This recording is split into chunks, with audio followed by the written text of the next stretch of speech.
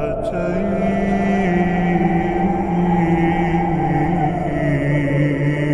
وقد توزعت الهدايا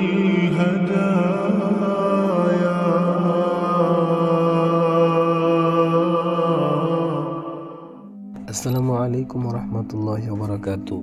কেমন আছেন সবাই? আশা করছি অনেক অনেক ভালো আছেন।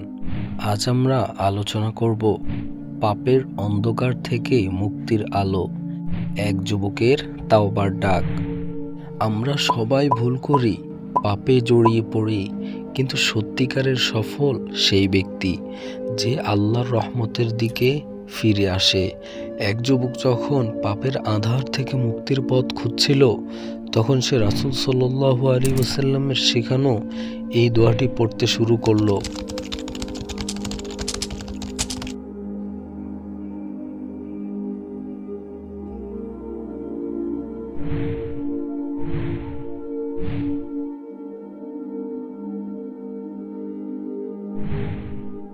তুমি যদি গুনাহ থেকে মুক্তি পেতে চাও, তবে দোয়ার এই শক্তিকে আঁকড়ে ধরো। আল্লাহর রহমত অসীম, তিনি ক্ষমাশীল।